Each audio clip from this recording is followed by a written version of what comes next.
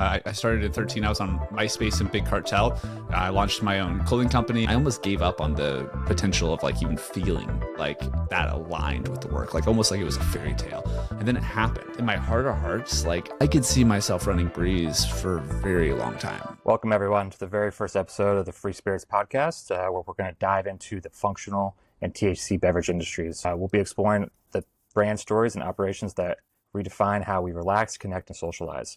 I'm your host, Lars Miller, here with my co-host, David Gonzalez, and we are kicking things off with a guest who embodies everything this podcast is about: innovation, passion, and pushing boundaries. So today we have Aaron Naschbich, the founder of Brēz, one of the fastest growing THC and functional beverage brands on the market.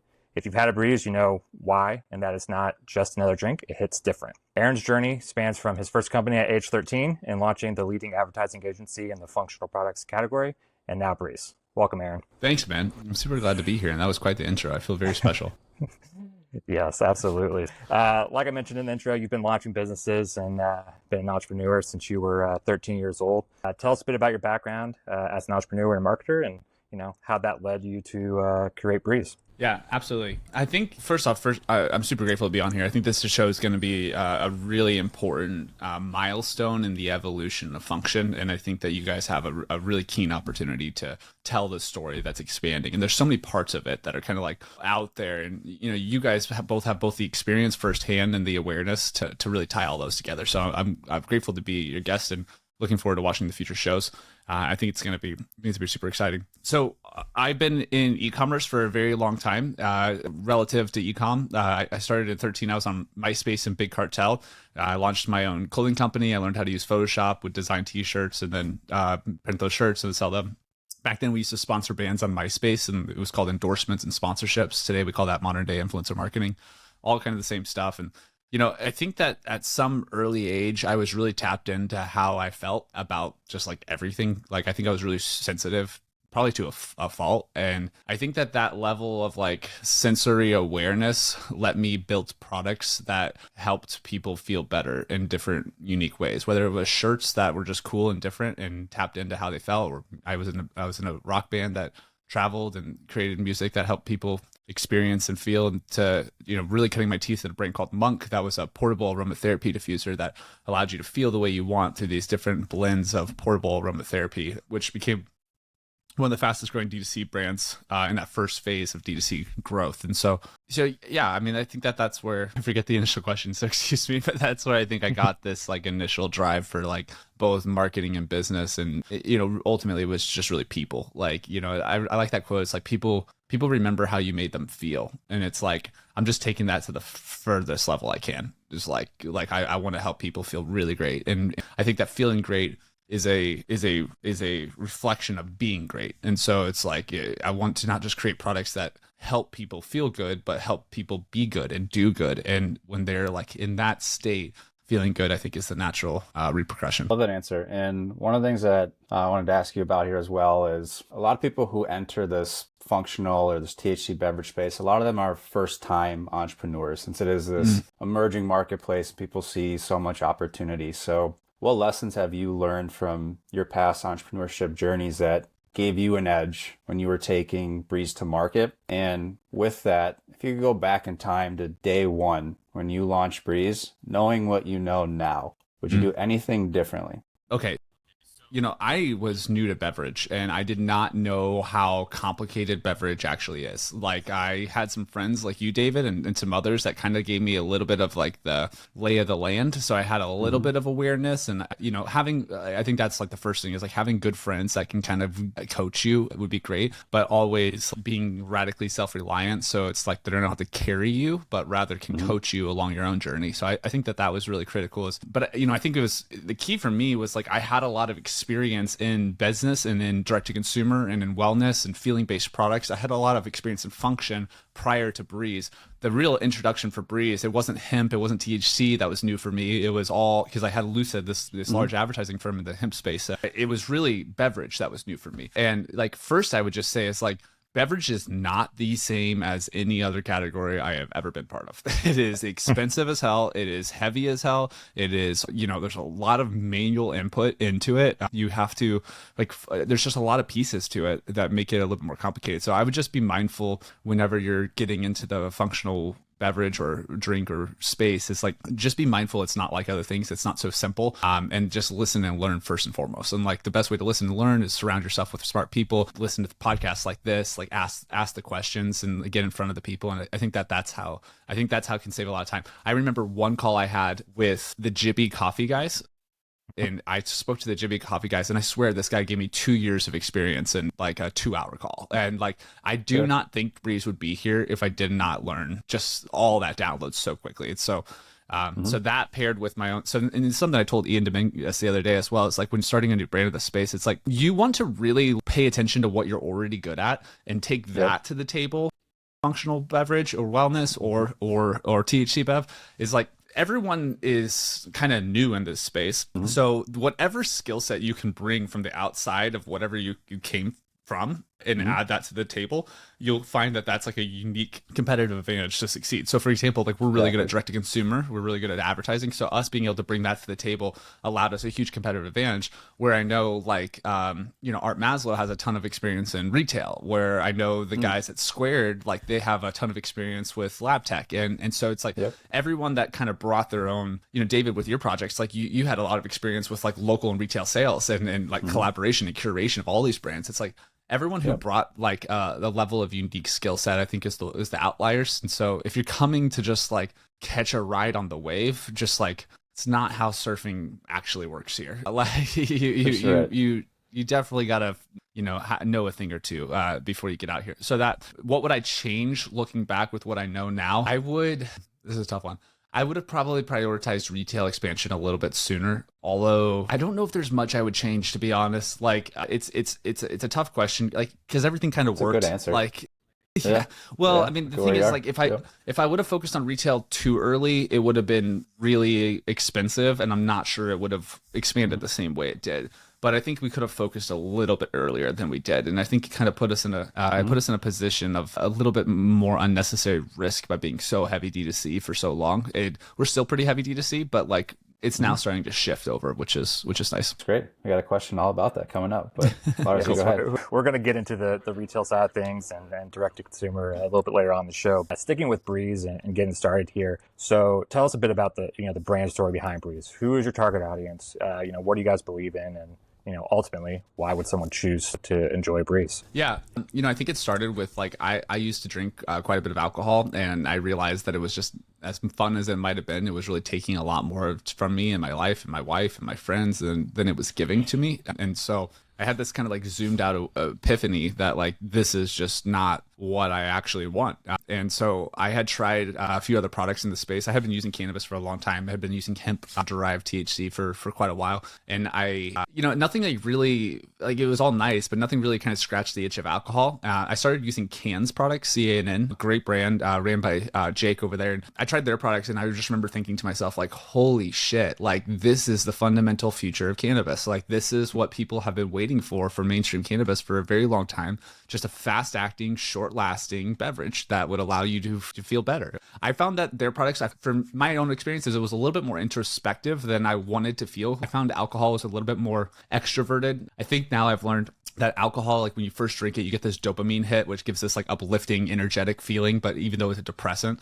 And so from that point, that was kind of like the awareness to me that like, okay, I want to get back in this game. I think I can serve and help this space and people. I think I can create a product that I want, and that I think if I solve that need for myself, that I'll be solving that need for a lot of other people as well. And so our goal was to focus on a way to create a similar level of experience, but that would be much more uplifting and just a little bit more craft of an experience. And so we integrated, nano emulsified lion's mane, as well as a very unique blend of hemp extract, as well as limonene, all nanoed to create this kind of more uplifting, euphoric, fast acting, short lasting alcohol alternative. And I think the real goal was like, the thing about alcohol is it does something weird. There's like definitely this like deep level of like relief that you get from alcohol that I think is very hard to replicate. And I don't think there's many people who have done so. And I think the combination of meeting a really incredible alchemist is what I would like to call him, Travis, and he was the formulator behind Brēz, and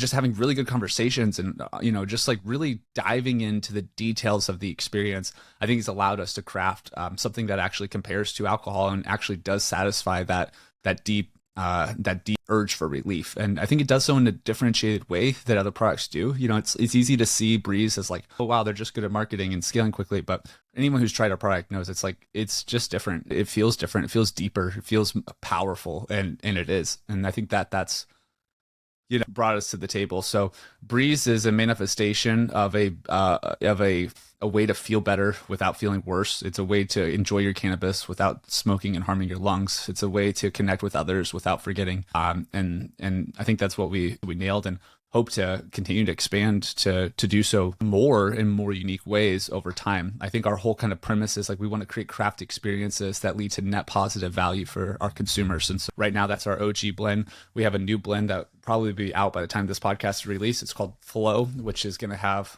cacao and black seed and lion's mane in it, which is no THC, but creates this very like soul vitality, energetic kind of feeling. Less of an energy drink, more of like that gap closer between your morning coffee and your evening routine. And so so like I want to do that. I want to make experiences that really help people live a better life and connect with others and themselves in a more meaningful way. That answer, and one of the things that really stands out with that answer as well is the narrative and the kind of the marketing hat you put on there. And so I really love this. You actually have made a hero's journey, if you will, and your villain in this whole story for the consumer really is alcohol and what it's doing to people. And I forget who said the quote, but it was literally every sip of alcohol you take brings you closer and closer to death. And I was like, wow, that's really a morbid way to look at it. But it's fundamentally what you are positioning Brēz as well. There is a better functional ingredient that can still give you that same grave, so to speak. And so it's a really noble and altruistic mission. I appreciate that, man. And like my goal really there isn't to make an enemy out of alcohol, to be clear as well. Like, right. Like this isn't like a anti-prohibit, or this isn't a prohibitionist thing. I actually think it's like the real enemy in this equation isn't alcohol, it's alcohol abuse. Unfortunately, alcohol is easy to abuse. Like that, that's the reality. Not everyone experiences that. That's what I experienced. And there's a lot of people like me that do experience that we want to solve that problem for them. So, I think the issue, like one of the scary prospects of like building Brēz is like, it's an alcohol centric industry ran by a lot of old alcohol families. And so like the goal here isn't to put a target on your back. Yeah, it's okay. No, totally. I mean, the goal is not to shit on alcohol. The goal is to create paths forward that allow for, more sustainable use of products and more conscious use. And what's beautiful is alcohol is also super against alcohol abuse. So we're aligned on that front. Absolutely. I think, a very similar thing could be said around the cigarette community. A lot of times, a lot of these cigarette companies are moving just away from combustion because they realize the harm that it has on the consumer, of course.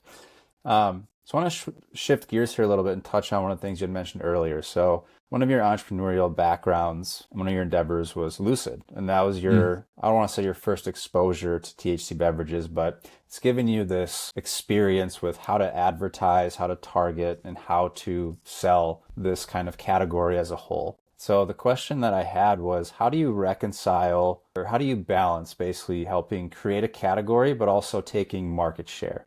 And so with Lucid, you're giving yourself and Brēz a great edge, but at the same time, you're also helping so many brands who would have no idea where to begin with advertising on these platforms because they've been banned for so long. And so really, it's got to be a balancing act for you on how do you balance helping the whole category grow versus taking market share for Brēz as a brand? Yeah, it's a great question. It's actually a super important one. So let me start with a little bit of the story on that one. So in 2018, the Farm Bill passed. I launched a brand called Maku, which was one of the first full spectrum CBD oils in the market. So there was only a handful of us at the beginning. And so that was one of the brands that I started and was part of there. I tried to advertise that. I got shut down every which way. I was applying all my D2C knowledge from the past to Maku and just realizing all of these challenges that exist within the CBD, THC, and hemp community. And I kept working on it. And eventually I figured out some strategies that would allow for compliant advertising or sustainable advertising of CBD and hemp products, which is where the majority of the industry existed until like 2021. And so I did that for a long time. And then, in that process of building, so I left Maku, and in that process of building Lucid, this hemp advertising solution for the broader market, I had a guy tell me this one time, because it was like, well, how are you going to advertise for all these different people that are competitive brands? And he told me this quote, which I really liked, which is, 2 is a conflict, 3 is a specialty. And I think that that's true. Like the thing is like, there wasn't actually anyone solving these kind of like really core problems for the hemp community. Like there was people trying, but most people were failing. And like, it takes an insane amount of focus on this problem to like actually find resolve for it. And most other agencies, they wouldn't dilute their focus to CBD and hemp or THC, because like the cost of the attention was so great for the small value it would return. And so like the only way to really make that work was if you had all your focus going to it. So we dedicated an entire agency to do nothing else except, support the cannabis's direct to consumer efforts. And that helped, and I was very clear to everyone along the path as well that like our intention is to create strategies that lift up the whole category, and a rising tide will raise all ships. Like we're very careful, and we have like a pod-based structure where within our company, only so many people work on so many accounts. And so we create these kind of like conditions that allow for privacy and consumer protection and client protection of their data, while also having the ability to share best practices to rise the whole category. Like a lot of the defining advertising strategies for the entire hemp category, whether they in Lucid or not, came from Lucid. And so it's like those are the things I'm grateful for. And I'm very clear with the clients that came on and still do that, like that's our philosophy. Like if you're coming to work with Lucid, you're coming to support the greater category and win in the process. And what's beautiful is like a lot of the hemp category overall shares that ethos, so it wasn't a hard sell. So that being said, I founded Lucid. I brought on some amazing partners, Ovid and Nick and some of these other guys, and So in 2023, I started Brēz, and I had seen this kind of gap in the market where I thought, okay, this is beverages where the future is going to be. I'm going to reinvest and get in there. And at that time, I did a deal with my partner Ovid and made him CEO of Lucid, and I took position of Brēz. And so in that process, he took over Lucid and started running Lucid fully, while I stepped out of the day-to-day operations, added strategic value where I could, but put my focus on Brēz. And so like part of that for me was like, I saw this opportunity for massive expansion within the category through new subsector of it, beverage. And I figured that Lucid would be able to learn so much so quickly if I got my feet wet again and figured out how to open up new opportunities. And so the idea here was like, I think that I had as much right to be in this category as anyone else. I felt like I had paid my dues to the, cannabis overlords, and like had supported the industry in this regard. And I figured that what we were going to be able to do through Brēz was going to allow us to learn so much that would be able to be applied to the entire hemp category, and thus raise the whole thing further.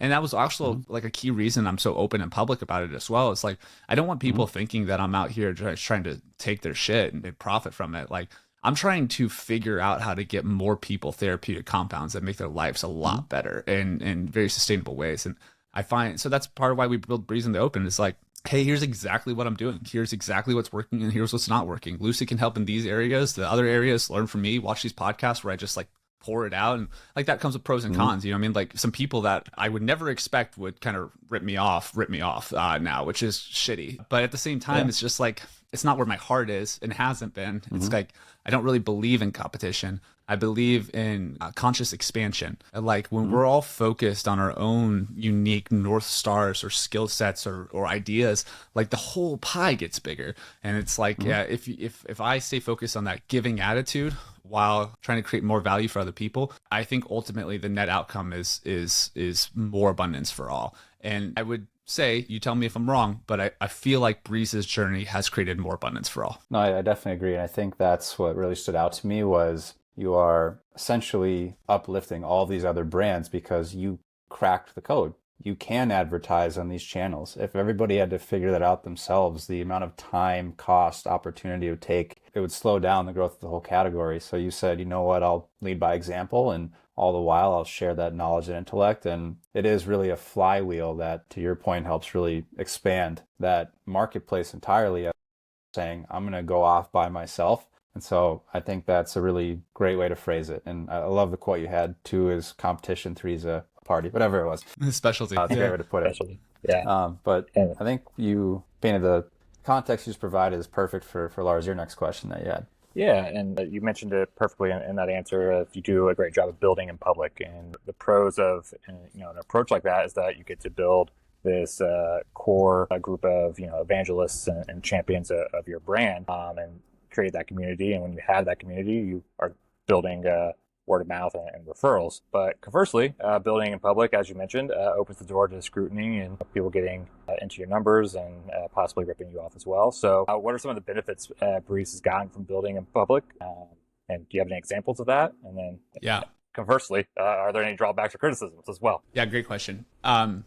Okay, so the clear benefits is like when we're running into problems, if I'm able to articulate them effectively online, then I usually get solutions to them pretty quickly. That's probably the biggest benefit. Like, the thing is, like, generally everyone wants to help everyone else. Like this idea that everyone's on their own island, it's kind of like a fallacy. Like there's definitely some people who think that way, but the majority of humans have like a natural desire to serve each other. And if they can solve a problem for you, they will. And so, like, I think what's cool is like when I post on Twitter or LinkedIn and I'm like, hey, we can't figure this shit out. Like something's wrong here. Like, I don't know why this is happening, or what do you guys think about this?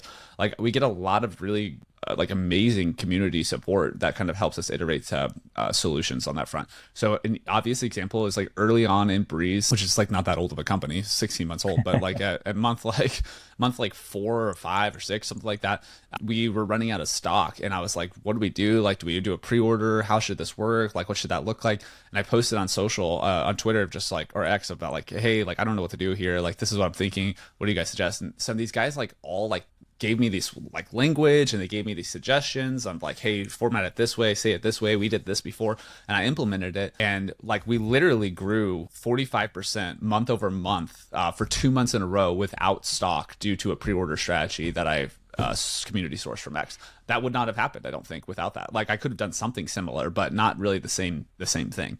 And so that was like, that's a clear example, I think, of how it wins. I also think there's a thing called like top of mind marketing. And I read a book about it one time, but like the idea is that like, if you're just top of mind with people, like, this is kind of why I post a lot. Sometimes it's annoying, but there's a benefit with just being in people's awareness. Like if you're in people's awareness when they're thinking through their own shit or they're solving their own problems, like, you're kind of like involved on like an attention basis. So it's like, someone might be working on a project and think that I might be able to add a lot of value, or someone might be working on a project and think Lucid could help them, or someone might be talking to a retailer and think Lucid or Brēz would be a really good player to be involved in that. This is like, David and I kind of connected this way. It's like, he's building his thing. He sees my shit online. He's like, hey, you'd be a good person to have in the store. It's like that top of mind awareness. You don't really know how it's going to net out, but you can trust it will. Now, it can net out in a negative way as well. Don't get me wrong. But like, I find that again, people are generally more aligned with service and abundance. Like, I think that's actually more natural for people is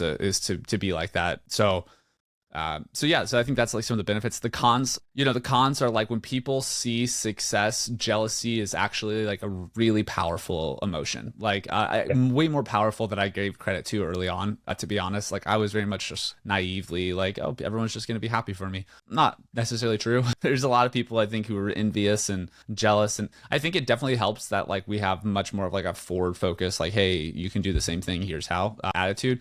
But there's some people that like, I had a brand reformulate their products that are just like literally rip off, like, are just like reform, like just the same shit as us. Like, we had one guy who reached out to a formulation company that we worked with and like just made a 2x version of our product and tried to cut the price in half. And like, it wasn't the same ingredients. It wasn't the same shit. So like, people will realize eventually that it's really not the same Brēz, but it's just like annoying, it's just like.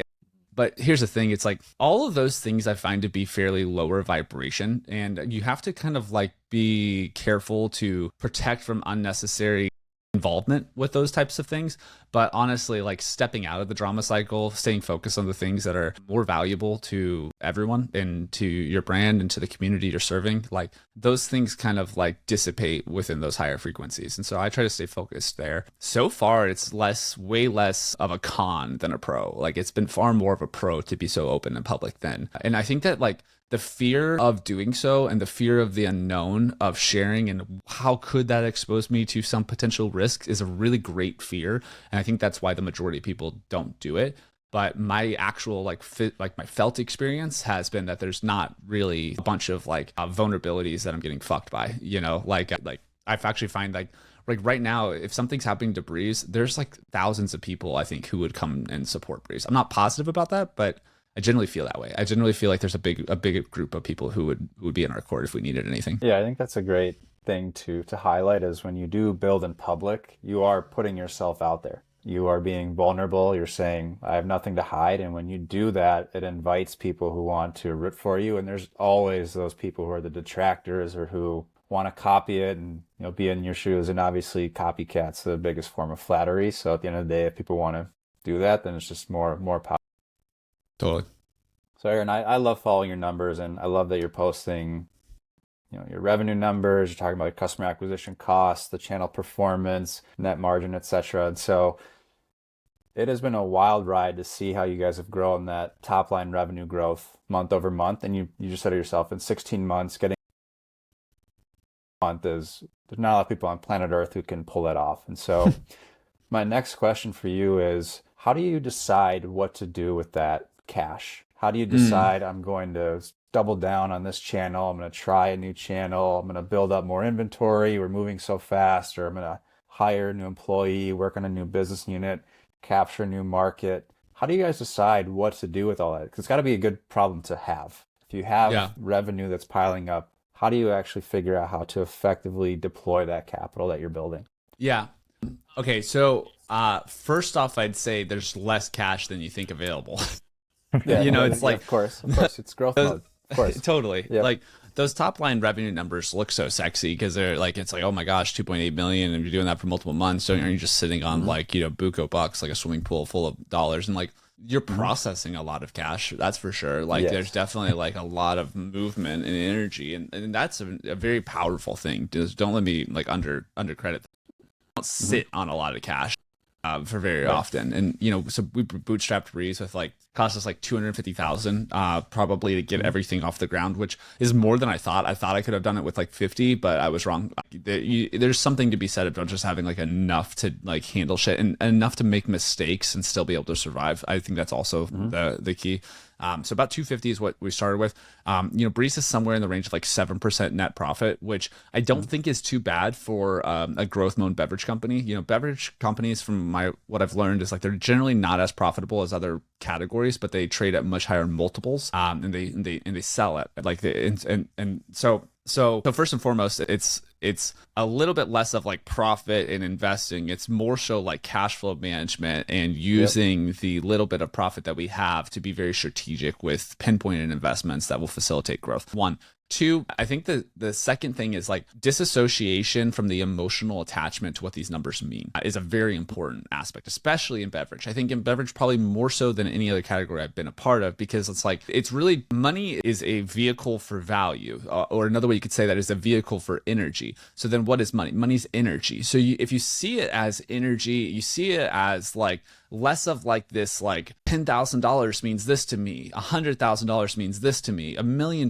means this to me, but just so as like a number and like gasoline to kind of like fuel whichever activity, then you can be a lot more conscious about it. Like you still need to be very careful and mindful and responsible with it. But if it's too emotional, you'll make decisions that aren't really based in fact and like intentional growth. You'll make decisions more so based off of like fear, and that's what you got to be careful of. So advertising really helps with that, like the agency, because we're moving so much money so quickly for all these different brands. Like you start to lose this like over association of the emotional connection, which allows you to start moving them around more like chips on a table or So okay, so then three. Exactly. So like it's less money, it's more movement. You got to remove the emotional like attachment to it. And then three, like you got to pay attention to actually what's making the difference. Like when you have a company like Brēz that's, growing so quickly and everything's kind of stimulating, oh, this is going on, this is going on, this is going on.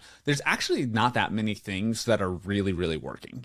Like you got to kind of sort through the bullshit and stay really focused and keep the eye on the ball of the things that are actually driving the net new difference, and what are the new things that you think are going to drive the net new difference, and concentrate the budget on actually continuing to fuel and move the needle of what's working, and make strategic and smart investments and what you think will work best next. And that's the game. And so, for example, for us, it's like really optimizing in advertising. Okay, like what's a secondary channel that could work really well that's very comparable to what we're doing? Okay, let's open up TikTok Shop. Okay, that's working. Okay, like Amazon, that's very close to what we're doing. We can keep investing and optimizing what we're doing on Meta and TikTok. Let's open Amazon and we'll see if that tangentially just, so then we'll do that, right? So it's like very strategic. So then on the retail side, it's like, okay, we have some expansion, like we could just go hire a bunch of people, probably not the best move. Like let's find like a real all-star who can help us architect a system that would actually make long-term retail success. Okay, make that investment, and I'm a big proponent of short turnarounds. I think that a lot of people invest and cross their fingers and hope that one day it's going to turn around. And there's a level of like ignorance is bliss in that kind of strategic direction. It's like you see a lot of this happen with like a lot of brands is they'll invest a bunch of money. We're going to spend thousands on advertising. We're going to spend a ton on formulation. We're going to spend a bunch of money on all this shit. And that like, we trust that that's going to work out one day, but that's not strategic investing. It's maybe unintentional, but it's abdication is what it is. It's crossing your fingers. It's hoping. Yeah. Exactly. And like prayer works so much better when you use the mind that God gave you to create the reality that you feel influenced to create by him. Like meaning like effort, the universe works through intentional effort. If you just like throw, money in the pond and hope, like, it doesn't really work out that way typically. It's like more intentionality leads to much better results. So I'm a big stickler on like I don't do shit that doesn't work. And if I do, it's a mistake. And I don't wait around for it to just magically turn up. Like if it's not working, it's because whatever we're doing is not working. So we're going to pay attention until we get it fixed. It's a great answer. And Aaron, it reminds me a lot of just going back to like the Amazon days. I don't think people realize in Amazon's journey how many things they just tried with brute force that absolutely failed. But when you're doing that, it's almost like an algorithm where if your feedback loop is fast enough and you're efficient with your capital and you can learn quickly enough, then okay, that doesn't work. No harm, no foul. On to the next opportunity. And that's when those growth loops really do start to happen and even more amplified at the advertising level. Absolutely. I think that's like what I learned in startup culture prior to Brēz and Lucid, that like really like this deep like association with like the lean startup model of just like learn, iterate, grow, it's like iteration is the name of the game. It's also been a big critical aspect of Brēz in this next chapter. It's just like, we're just trying to iterate faster than most people can and try to make better guesses the first time. Absolutely. I love that. And you kind of answered part of this question that I was going to ask as well. And I think you talked about this on the podcast with Ian as well. We've talked about the unit economics for D2C and beverages. And so as you're iterating, I'm wondering, what have you learned about supply chains in the past 16 months that have helped you guys get more efficient with scaling? Because I don't think people realize just how challenging it is to beverages from point A to point B. Totally. So my question is, have you guys learned anything along your journey that's helped you become more and more efficient logistically so it gets easier and more cost effective to move this product around the country? It's a great question. I have a really smart team who knows about this shit way more than I do. Honestly, I think that's like that's probably like the why Brēz has been able to do it. It's not because like I get this stuff. I understand marketing and people a lot better than a lot of people on the team, but I have people on the team that really understand operations and operational efficiency and production and movement in a really high level. And so, in short, like intentional, slow, but clear effort that allows us to move quickly through smooth processes and also doing things that don't scale. Like, I think it's an easy thing to hear, hard thing to understand, but like, you need to dream big, think small. You need to have this vision of where you're going, but then do shit that doesn't really it's not going to work in the future. So like, like when we started, we produced 1,500 cans in like a small lab, like production facility. Like that's definitely not enough production capacity to scale a brand, but like it saved us from buying 100,000 of something of a version 1 of a product, and so it's like did that, and then like we worked with smaller co-packers who have just got started that were able to facilitate this hybrid between low cost, fast speed.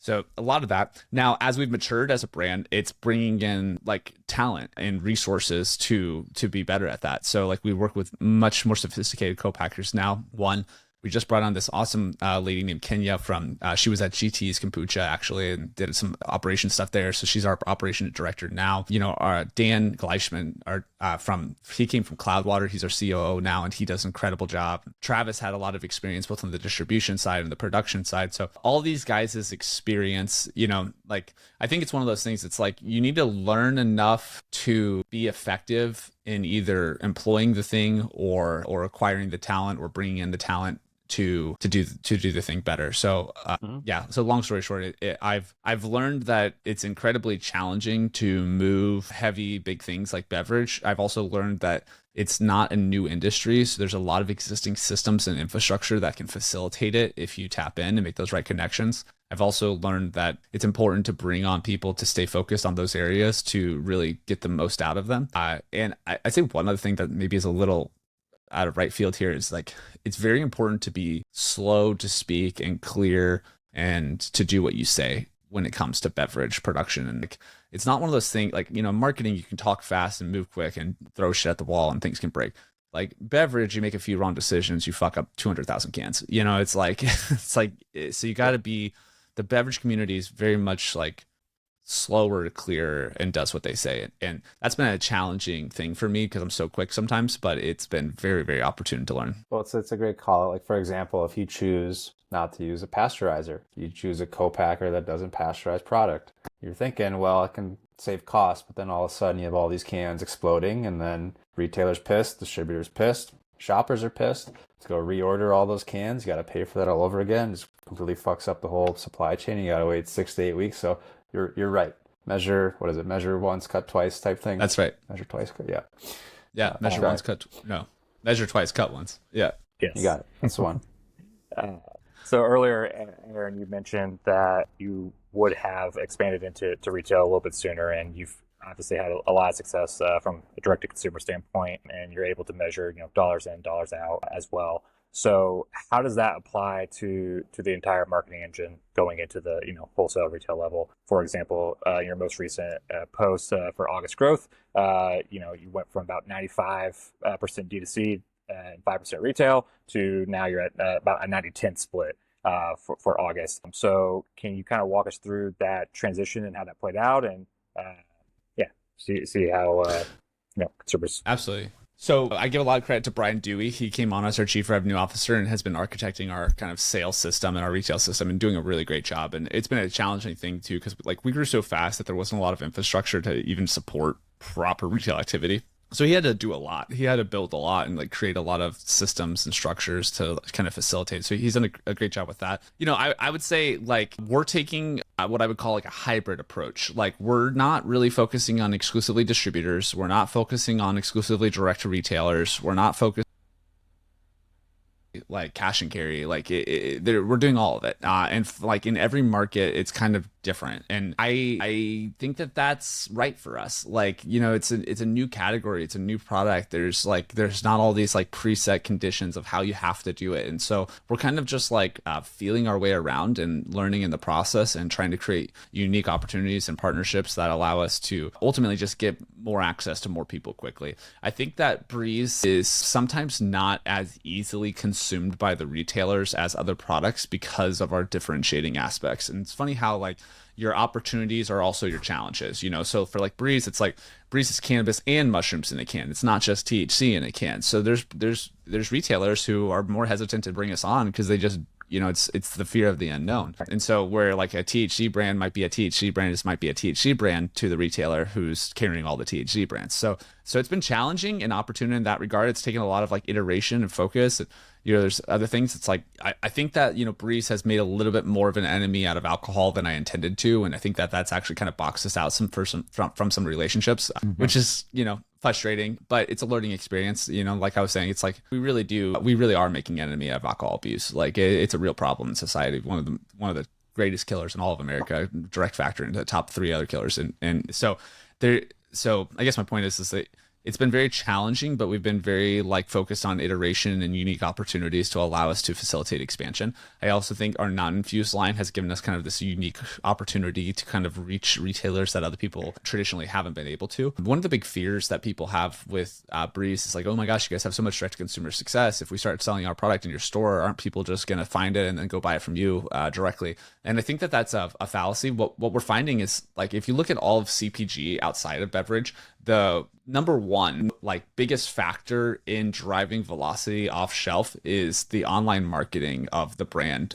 via direct to consumer. And so it's kind of curious. It's like there's, I think, a fear with a lot of retailers that if they take us on, that we just might funnel their customers to us. But it's actually the opposite. We find the retailers that carry us get a significant amount of foot traffic in the door as net new customers to their store because they carry Brēz. And I think that's because, like, we've created such an online demand for our products, and there's so few places that you can even get it, so that the ones who do carry it, they tend to get a lot of foot traffic pretty quickly. Not always, but sometimes. For example, we have a local coffee shop here, Subculture Coffee, that, like, I mean, every time I walk in, he tells me that he has people come in and buy 4, 8, 10, 20 Brēzes, and they just walk out. Like, they're not even there for coffee. They're just there for Brēz, you know, and it's like, and that's cool. So I guess long story short, persistence, iteration, creativity, non-dogmatic approach to a singular strategy, and just looking, like, we see retail as a brand activity through access points. I mean, like, you know, like, for the brand to really thrive and to do everything we want it to do, like, people need to be able to get access to it quickly and effectively. And so we're looking to extend as many access points as quickly as we can and to diversify the revenue so that's the way it's more supported. I think we'll look for more mainstream channels like the Sprouts and Whole Foods of the world as we continue to expand our lineup. Products typically do better when there's multiple cans on the shelf. And I don't want to just launch more flavors for Brēz. Like, that's not really our vibe. Like, and I don't, you know, ding anyone for that. It's just not our vibe. Like, I want to be more craft with the experiences that we create. So we're trying to focus on evolving the lineup a little bit more, so then to go more effectively after these, like, bigger mainstream players. So that way we measure twice and cut once. Yeah, absolutely. Got that one right. You mentioned in there, you know, the hesitancy of some retailers to, you know, carry Brēz due to the mushrooms aspect. It's something I've experienced myself. I've, you know, try to share Brēz with some of my family members, especially my dad. I've explained to him that lion's mane is not psychedelic, but he has a hard mental hurdle to get over there seeing mushrooms in the drink. So how have you kind of, like, tackled that with retailers? And then in addition to that, Brēz is this premium product and an emerging market such as THC beverages. And so when people see the price point versus some other beverages that might be there that also have THC and are cheaper, you know, how are consumers being educated on the premium aspect, and then how are retailers being educated on the mushroom side of things? Yeah, I think it's the most complicated part that I'm really working to solve today. I think that's probably the biggest rate limiter to our growth right now, is that, like, the actual product of Brēz is a very, like, uplifting, light, you feel it in 5 minutes, goes away in an hour. It's not comparable to an edible really at all. Or very, very minimally, if it is. It's not really like smoking either. And so it's like, how do you tell people that Brēz is, like, this really awesome drink that you're going to feel great from, and that, like, you don't need to be scared of, but it's also THC. And then they have all these preconceived notions about THC is, and then they have these preconceived notions about mushrooms are, you know, like, it's common that I'll introduce Brēz to someone like, oh yeah, Brēz can it's better. And like, okay, I'll take it home and try it tonight by myself. You know, it's like, you don't need to do that. You'd be totally fine. You probably have one of the most rich experiences you could have tonight if you had it right now. But, like, I don't want to pressure you to do that either. So, you know, I think that one of the big challenges that, like, we're looking into is, like, how do we communicate the value of this product and destigmatize the current association that THC has, especially in an edible format? And I don't know exactly how to do that yet. I think that he is focusing on effects and focusing on the differentiation points. I think it's also reflecting stories of other people's use back to the consumer. Reviews are a clear and easy way to do this. I think our reviews are a big asset at Brēz. I think people see the experiences that other people have, and then that reflects to them what they potentially could have. I also think that the non-infused line is an opportunity to get people in the door in a more effective way that doesn't make them so scared. And if we can deliver strong and effective results there, it kind of builds some authority and trust that will allow them to expand into the infused line more clearly. But, you know, so, you know, core question is, like, how do we communicate to people that this is, like, a safe and effective product that they're going to love? We're still figuring it out. I think we're heading in the right direction, but it's like, that's the challenge. Like if we figure that out, like, I mean, the thing is 80% of Brēz customers like rarely to never use cannabis. Rarely to never. Like the majority of the people who drink our products are alcohol consumers who want an alternative, the majority. And it's like a psychographic. It's not really like a demographic. It's not like some older, some younger. It's like, but it's people who want to feel better without feeling worse. So yeah, I'm trying to figure out how to make sure we involve these ancient compounds, the stigma traditionally associated with them, and give a level of clarity and education that's easily consumable so that way people can benefit from these products quickly. Good answer. And this ties in perfectly to the next question and some of the things that you've mentioned on this call here as well. And as I sit back and I watch your journey and watch the journey that this whole category is on, inevitable questions that come to mind are, what are those short-term versus long-term challenges for both growth for both Brēz and for category in general? And we've talked about product positioning, consumer education, supply chain challenges. What about things like, for example, you guys are growing so quickly and shipping to so many states. It's got to be challenging to do the Amazon problem of nexus events and sales tax and things like that. You also have legislation that's evolving overnight. We have shit going on in California now, and every day is like whack-a-mole with a different bill popping up. So as an operator, what are some of those short-term and long-term challenges? Can you speak to the ones that I brought up? Are there any additional ones that you think about that I didn't just rattle off there? Yeah, I think like quarterly is like when you're introducing a new category to the world and creating new innovation with the world. And I don't take credit for like the entirety of the category. I just take credit for like adding value to it. And I guess my point is like when we're doing that, like because we're the category introducers, because we're the category expanders, we actually have a core responsibility to create the conditions within the category for mainstream, socially responsible like acceptance and saturation. And so, that looks like a lot of things. It's like, I think that what we see with like the HBA, the Hemp Beverage Association, the U.S. Hemp Roundtable, most especially now, and a lot of these other associations, the Cannabis Beverage Association, is like we've all been kind of learning what it means to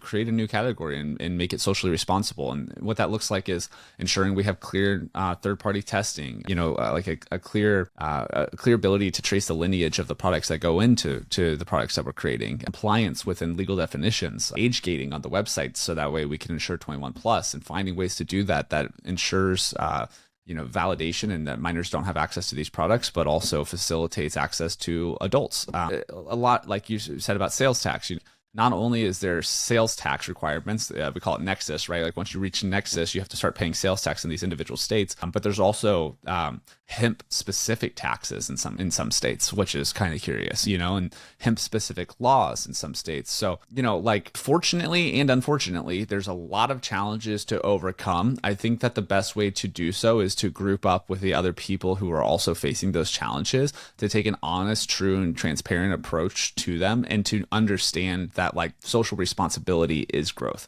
Like they are the same thing. A lot of people, I think, especially in categories, look like, oh my gosh, there's this fast opportunity to cut through the noise and break the rules, skirt the system. And I've fallen into that ideology in the past, but it's not true. Like the truth is that like maturity and social responsibility facilitate massive opportunity for everyone, not just the brands, not just the industry, for the people, most importantly, and society at large.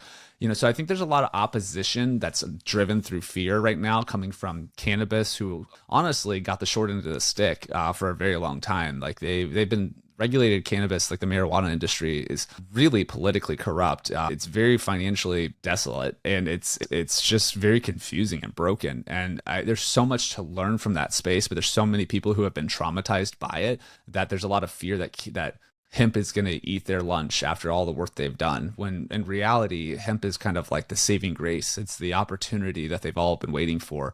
And there's such a clear opportunity to thrive in this market and to kind of heal those wounds of the past and provide access in a safe way. And I'm very grateful that a lot of people are waking up to that. Not everyone yet, but you see players like GTI who are launching their hemp blends. It's one of the largest cannabis brands in the space. You see Curaleaf. You see there's a lot of players that traditionally were jaded by cannabis and opposed to hemp that now are switching over. You also see in California, in California, we just had Gavin Newsom release an emergency order to restrict hemp.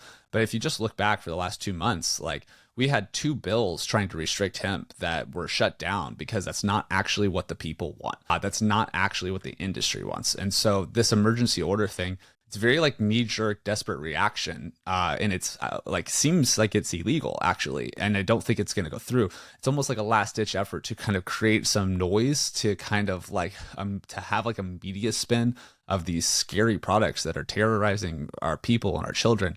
But the thing is, it's like truth has a way of prevailing, and people as a whole are realizing that these products are very beneficial and therapeutic, and that there needs to be some safeguards and regulation to ensure that, but that it can and is happening. And in that process of doing so, I think that not just the people, but the corporations, the lobbyists, the regulators, the legislators, they're all going to be on the side of hemp in very short order. And I think that, it's less of like this cat's out of the bag of like, oh, it's already happened, so it can't not unhappen. It's not really that. It's more so that people have now had the opportunity to wake up to the benefits and the very low risk to these products. And people are tired of the bullshit and the misinformation. And so I think that like it's easy to spot now, and there's definitely still challenges to overcome, and there will be for a while. But like that's the beautiful part of innovation and expansion. It gives us all the opportunity to define a new reality that's better for all of us. And I'm grateful to do my part, and I'm grateful that you guys are doing your part in that. And it makes me very confident when I'm surrounded by cool people and smart people like you that like we have the capacity to ensure safe, regulated, and fair access to all. And the world's going to be a better place because of the work that we're doing today. Yeah, I love that. I think that it's also the hardest problems are the ones that are the most rewarding to solve. And this is one of the hardest challenges. You have an industry where it's already difficult, even if it was unencumbered, to get all these products around, to teach people about a new category. And all the while, there's just all these layers of things that can get in the way of growth. But it's been really remarkable to see how much people have really joined together to say, this is a better way of doing things. And so we're willing to work together, to partner, to help push this forward. And when you do that, those wins in your sales, it's really a powerful thing to see to play out. Yeah, absolutely. Couldn't agree more. And kind of sticking with that and building together and everything like that. So what advice would you give someone who's launching a THC brand right now? And then additionally, on top of that, is that advice different for someone that has launched a brand but maybe hasn't seen the same type of growth that Brēz has? Mm-hmm. I think so.